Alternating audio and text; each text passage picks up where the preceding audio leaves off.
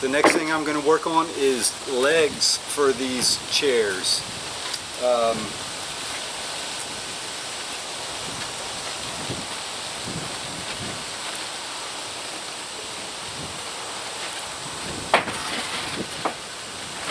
Here is a seat unit that is interchangeable with different chairs and rocking chairs and things like that. What I have on my list, on my orders, is 8 deck chairs, which is the taller leg. It's a 35-inch leg to the arm, so it's going to be in this neighborhood. It's going to put the seat itself around 28 inches off the ground. It's a common, popular seller around here. And I need 2 legs here, 2 legs there, so 4 legs, 35 inches on the bevel. And because my measurement is long to short, I'm just going to rough out 3-foot sections, and then I'll show you how I go through that process. So on my chop saw wings, I've got my stop block set at 36 inches. And that could be, you know, within a 1/4 inch or even within a 1/2 inch. But I have 12-foot material, so I'll be able to get 4 pieces at 36 inches to start from. So I set up the stop block, make sure everything's tight so it doesn't move.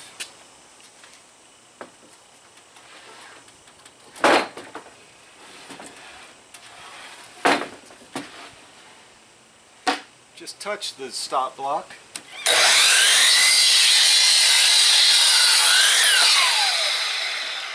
This will be 2 legs.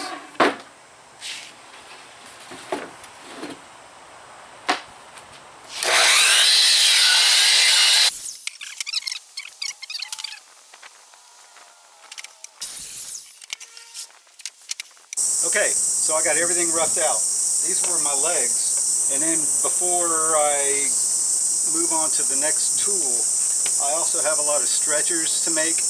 The legs are legs, obviously. The stretchers are down between the legs, down at a lower level. And then there's going to be, on these deck chairs, there's going to be a little footrest that I make out of this 5/4 material. So I cut these down. These are practically done. There will be a routed edge to be similar to this factory edge. But the stretchers and the actual legs, they need to be ripped down the middle, because that board is 2 3/4, or roughly 2 3/4. But what it is, I use this as my guide. I'm going to find the center of this on the table saw, and I'll show you that here in a second. So here's how I go about finding the center. And when I cut this down the middle, eventually the 2 halves will be the legs, and that will be the thickness for everything. And I'll make one pass, making 2 equal parts, and if they're not perfectly the same, they're close enough. So I kind of line this up. I look at it like this. I could look at the gauge. That's 2 13/16 right there, and that might be, let me go right about there. I'll lock the fence in, and I'll make you'll see how I do it.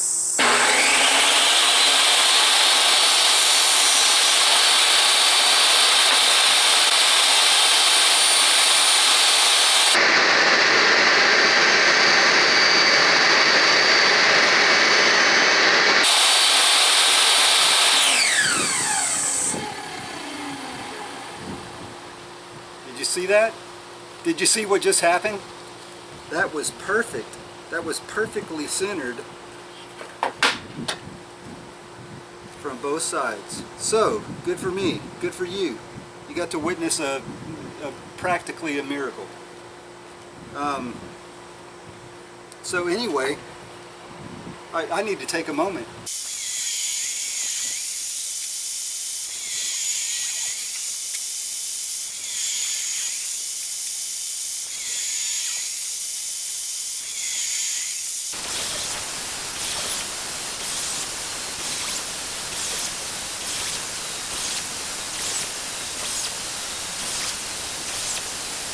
Okay, I've got all the legs ripped down to 2 3/4 roughly, because I split all the 2x6s exactly down the middle. I got set up and I made one so far. Putting the bevels, I have a measurement that's long point to short point along the same side of the board. Long point here to short point here. And let me show you how I'm doing that and what I'm paying attention to. So let's take a fresh one. Hasn't been cut. This is where we get into looking for the position of the board. So far I haven't had to do that. And the legs, they'll splay out at the bottom and come narrower at the top. So what you're going to see as you walk around the chair, you're going to see, this is a good example, the front leg come down and there's a big knot there in the end. So nobody wants to look at that knot. That looks much better. And keep in mind, I will put a fresh routed edge on this, and I will sand off any saw marks on there. So if I'm looking at this edge, at this end of the board, this is my A side and this is my B side. I look at the other end of the board, it's decent any way you turn it. So that tells me, let's put this, if there's only one ugly spot, let's put it up and in. So it'll go up and in. So this is my outside front. So I want this to be a long point. That's the first thing I look at.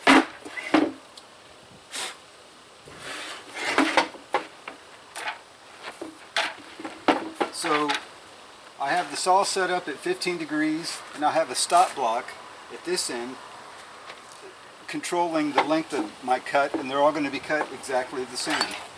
And I have a little wiggle room in my length. So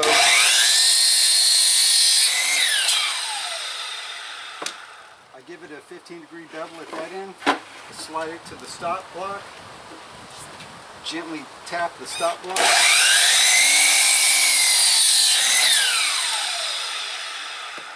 And here's a leg. This will be up. No one is ever going to see that. There are some uglier spots that you have to deal with.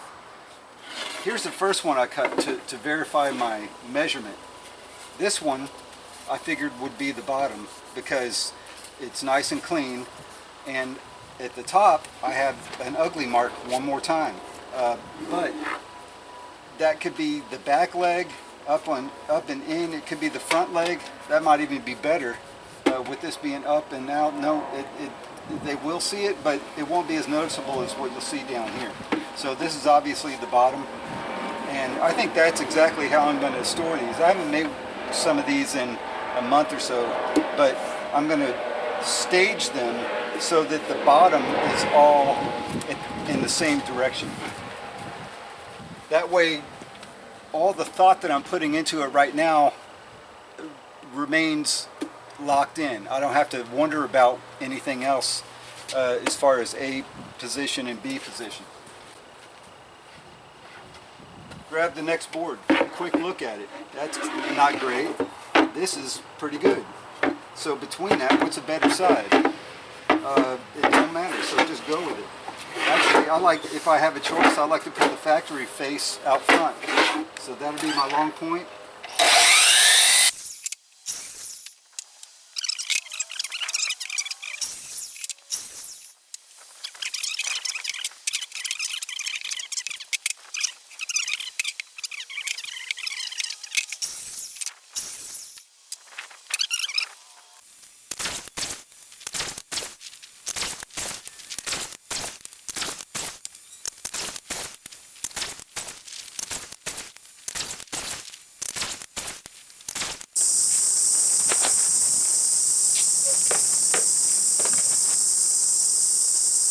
I'm going to do some routing to get some of these out of here. Not the seat, but the footrest will get a 1/4 inch round over bit, which is similar to the factory edge. It's not exact, but it's pretty similar. And these stretchers will get a 3/16 inch bit, which is also similar to that factory edge. And so the bits are similar to each other, but different enough that it matters. To me, it matters. So I'm just going to put a 1/4 inch edge on the ends of these. I'm not going to run it down the length, but only on the ends and only on the top. And then I won't do the ends of these, but I will run the 4 lengths of these with that edge. And then I'll be able to get this stack and this stack out of my way before I take the next step with the legs.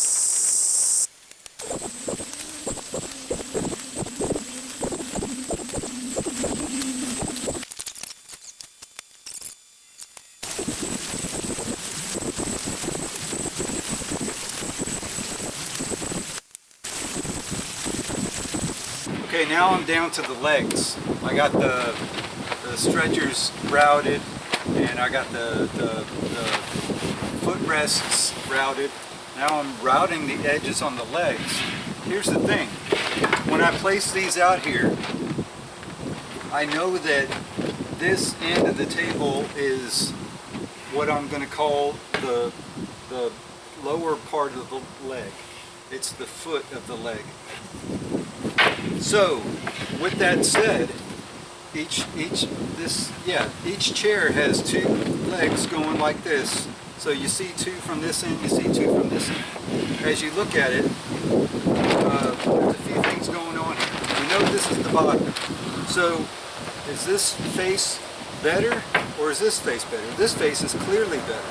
So, as I route them out, I'm going to now discern left and right so I have a presentable front and back leg. And I'm going to stack them. I've already started. As you can see, and I'm not counting, I'm just laying them out. Which one looks better? Still, the bottom of the leg is in this direction, and I have a stack for the bevels going, the miters going this way, and I have a stack for the miters going this way. And when I get toward the end, if it's an uneven number, I'm going to find some that could work either way. I might even, sometimes I make a stack of those, a 3rd stack, so that if I'm short 3 of them, that I could take from the either way and put them in there. So that when we're assembling everything, we have our best material facing out as much as we can. And another thing to it, at the bottom of the leg, I want to have a routed edge on this edge and this edge. Not on the front. I'm going to hit that with the sanding block, and this side won't get anything really. I might touch it with the sanding block. At the top of the leg, we're going to have a pocket hole screw, which goes into the armrest. Each of them will. The front leg will have one, and then the rear leg will also have one. And that's another thing, because in the rear leg, it'll be on the, let's say this is the outside facing you. The pocket hole screw will be in the top on that position. But if I flip that leg over, then the pocket hole screw's on the wrong side when I need it to be on this side. So that's another reason to keep these in this position, to keep them separated by left and right and up and down. I know that the pocket hole screws will go at this end. So, and this particular bit, I've got a few different bits that are set for different depths. This one is set for, I have it set for 1 1/4 inches, even though this is 1.5 inches. My fear is I don't want my screws to come through the handrail. Or the armrest. I don't want my screws to come through the armrest. So I set my drill depth a little shallow, and that way and then when I drive those screws in, I don't bury them, I don't sink them, because they will come through the surface. I've had that happen, so it's something I pay attention to.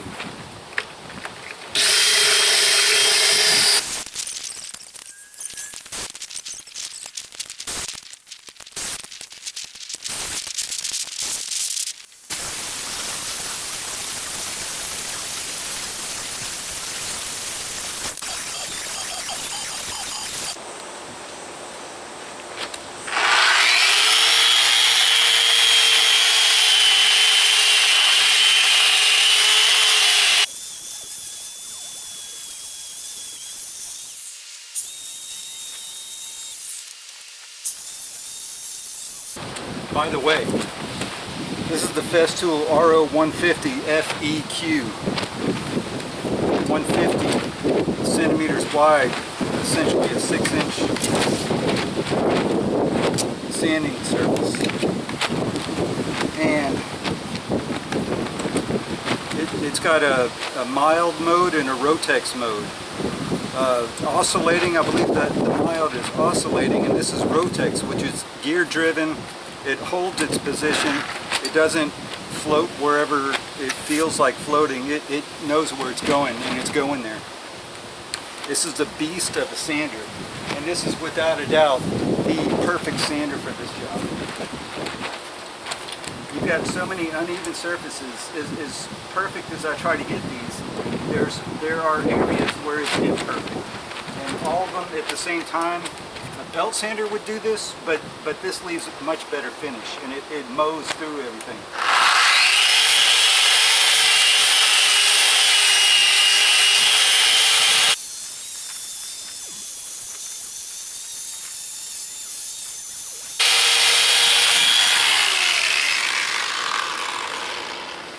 Without too much effort on my part, everything is wonderfully smooth right now, which is going to be good for the customer. When they put their hands on it, when they check it, they're not going to catch their pants or their dress on it.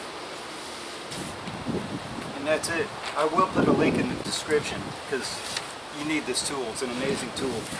And a lot of people do a lot of cabinetry and big tables where they use this. I do a lot of outdoor furniture, and I have uneven 2x8s and 2x12s, and sometimes I hit it with the planer first, but then to get a final finish with this is a 40 grit paper what I'm using on here, and it's a wonderful finish for everything.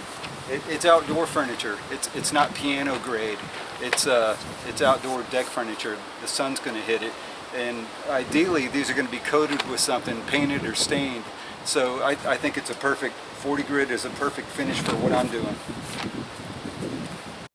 Okay, here we are with the overhead shot.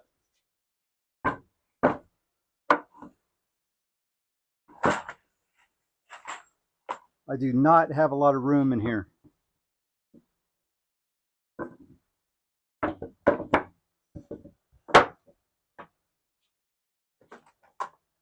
Clamp the legs in place. This is the bottom, this is the top over here. Slide the legs all the way to the bottom. What coming from the legs will be the chair itself. So the pocket hole and the better face are to the outside.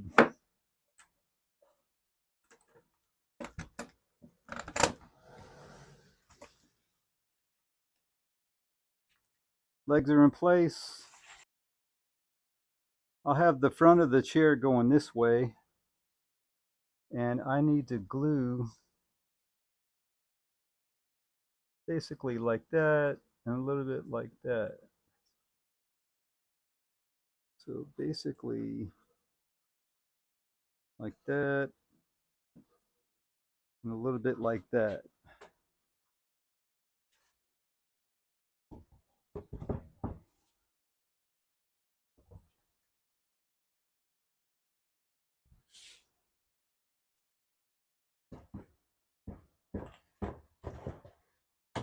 There we go. I know there's a better way to do this. I just don't know what that way is yet. But this is the main support for the seat support, and this is the main support for the back support. The seat is up against there, and it is up against here. So with that said, I can pre-drill a few holes.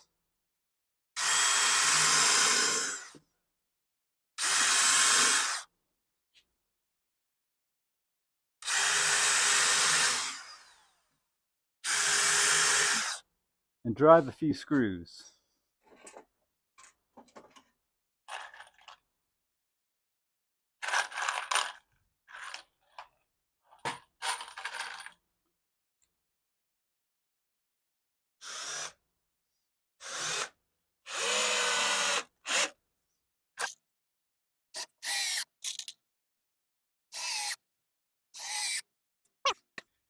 Now we've got supports for the seat.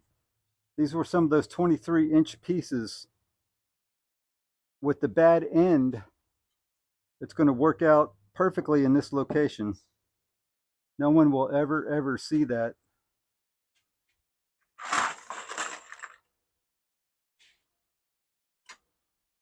Pocket holes are already drilled. I'm going to drive a few pocket hole screws.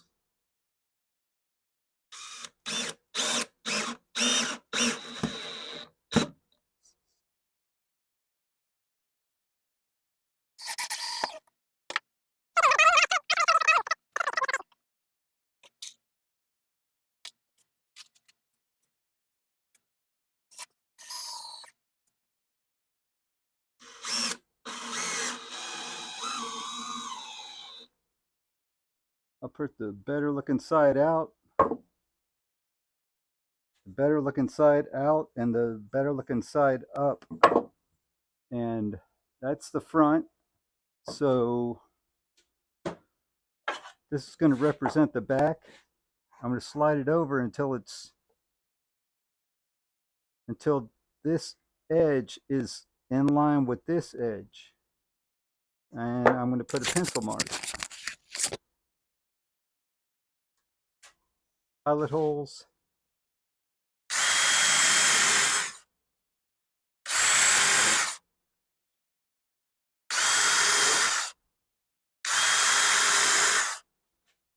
Put a little glue.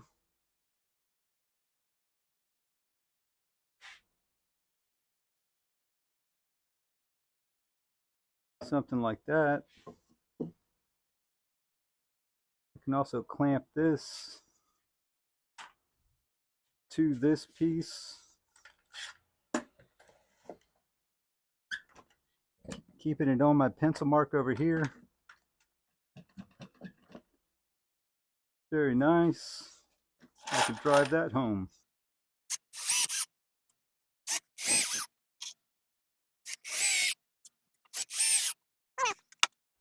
I'm going to use this as a little pry bar.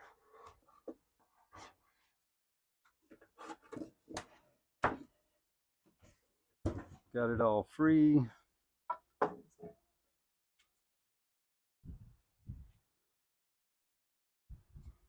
So now the seat is fastened to those two legs. Now I'll put two more legs. I grab it a left and a right leg.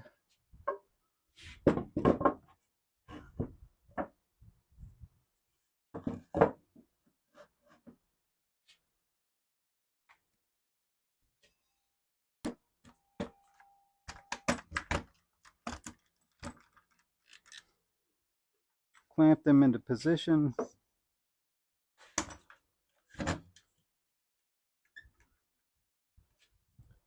And put a little glue down before I bring the seat back. So the seat back will be over here now.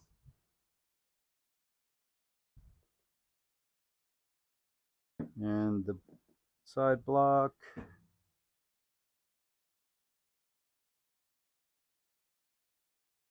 Something like that.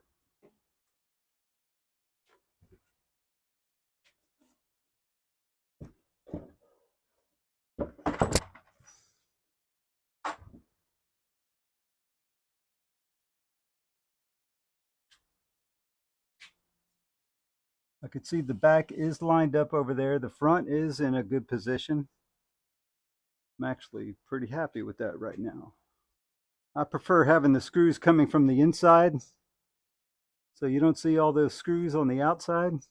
Hide as many screws as possible. It's also why I put these pocket hole screws on the inside so they're not staring at you on the outside.